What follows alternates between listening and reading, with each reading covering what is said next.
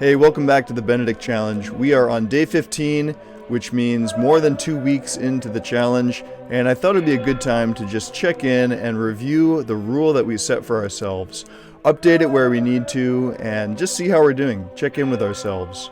So I printed out this form, which is available as a PDF, and you can just print it out yourself or fill it in with preview or something like that. But you start off, we're just going to give it your own name. This is the fasting rule of Charlie, and we're here coming into week 3, which we'll say is starting on Sunday. The first thing for creating your own keepable rhythm of fasting is just to determine your eating window. So you can select what your standard fast is going to be during the week. And for me, I've settled into a pretty good routine with OMAD, having been doing some fasting leading up to this. But you can also start off with something like an overnight fast, which I've been recommending. 12 hours, 12 hours. If you feel like you're ready to go to the next level, having done this for a few weeks and you've gotten comfortable with it, then I might suggest that you try making your standard fast this 16-8, which is 16 hours of fasting followed by an 8-hour eating window, which can allow for 2 meals. You can spread out your calories however you want during that time. And then there's also this program called the Fast 5, which is popular because it still allows 2 meals, and it also gives you just a little bit of extra time fasting, a 19-hour fasting window. So I'm going with OMAD. That's going to be my default. You can also write in your own special hours there. And here I'm just going to make a note of the times of day. So I'm going 6 p.m. to 8 p.m. And so specific meal times, I'm pretty much calling dinner, 6 to 8 p.m., That can include multiple courses and even a little bit of not quite a dessert, but I do often have a protein shake to get some extra calories. Now, caffeine allowance, this one has been tricky for me. I've slipped up a couple times and had some coffee, but I'm really trying to get back on the horse. So I'm going to write in big capital letters, no coffee. And I'm allowing 2 cups of tea. 2 cups of tea. I've been having it with cream, and I'm going to say that at least on Monday, Tuesday, and Thursday, I can have cream in my coffee, plus the weekends. Monday, Tuesday, Thursday, but Wednesday, Friday, no cream. Monday, Tuesday, Thursday, cream okay. And then I'm also allowing myself a little bit of dark chocolate, drinking chocolate. That's for the magnesium, which is an essential electrolyte and mineral. All right, now we come to abstinence, which is basically what you're abstaining from or denying yourself in addition to the fast. And this isn't necessarily something that you'll do year-round, but if you feel like you need to change your relationship to some kind of food, I know I felt like I was starting to get a little bit bored of red meat, which I love. I'm actually wearing my Sacred Cow shirt today. And so I decided that I wanted to give up meat for Lent, at least during the week and including Saturdays, all 4-legged animals. So that includes pork, beef, lamb, things like that. I'm also doing what I call the lazy Catholic, which is no meat on Wednesdays or Fridays.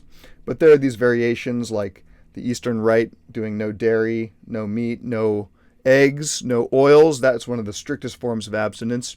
But the rule of St. Benedict just specifies no 4-legged animals. Ketogenic if you're trying to get into fat burning mode in particular. Paleo Whole30 if you think you might have some sort of undiagnosed food sensitivity or allergy. Regenerative if you have ethical concerns about the way that certain animals are raised in confined feedlot operations or CAFOs. And then my wife has decided she's going dessert free, and I'm joining her on that from here on out. I'm also doing alcohol abstinence, at least during the week, feast day excluded.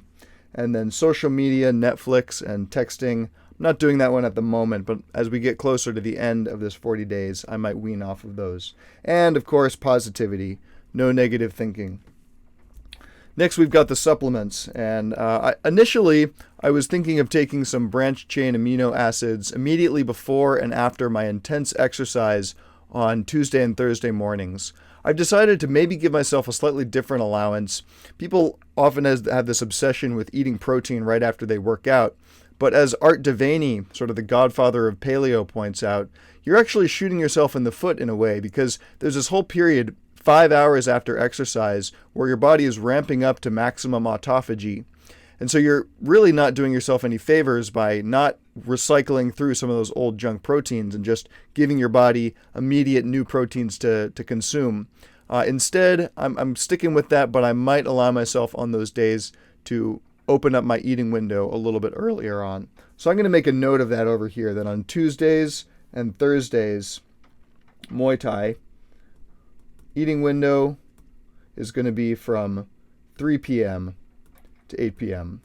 So a fast 5, and this will allow me to kind of just get a little bit of sustenance after that workout, but my workout is at 7 a.m., and so 3 p.m. is more than 5 hours after that. I'll still have the opportunity to maximize autophagy, and then this is going to be the same here, 3 p.m.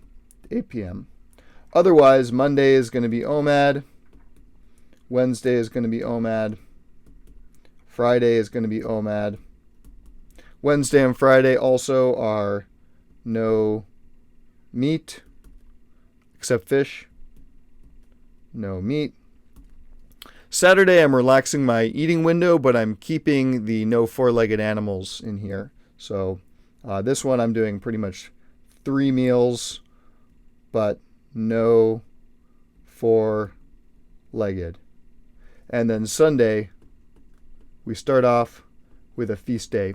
That doesn't mean that we just eat anything and everything in sight. You still have to be careful about what you're consuming, because you can think of Sunday as really your body's ultimate rejuvenative rebuilding day. So you want to give it some nutrients, give it some nourishment to set you up to start the week strong, but you don't want to just gorge yourself on junk food that's going to make it harder to fast. So think of it in terms of the nourishing traditions. And again, I've got resources from Poor Man's Paleo and the Nourishing OMAD cookbook to help you think about what you might want to eat if you're eating on a feast day. So this pretty much wraps it up. If you do take any supplements, be sure to note those there. And then if you have any other exceptions, like Sunday feast day, if you're allowing yourself to do butter or MCT oil in your tea or coffee, alcohol on the weekends, lemon juice in your water, cream in coffee and tea, I'm allowing that on certain days, namely Wednesday and Friday were no cream days, but Monday, Tuesday, Thursday, those are and then the weekends I'm allowing myself a little cream in the coffee. So this is just based on what I've found is sustainable. And if I set my rule too strictly, too early on in the 40 days, I know that I'm just setting myself up for a fall. So I give myself certain concessions while focusing on the big picture, writing it down so that it's clear, it's keepable, and I'm not questioning. It's written down. So it's literally a written rule. Having that written rule is extremely key. And you can couple with this things like timers on your phone. Sometimes I use the Zero app, which actually counts down to your eating window and sort of gives you a little bit of motivation and some tips on how to make it through a fast. That's another great resource. So check it out, download this, print it out if you can. Otherwise, try to fill it out in some sort of a PDF editor. You can use Preview or Acrobat and just fill in these checks. And I wish you luck. See you next time.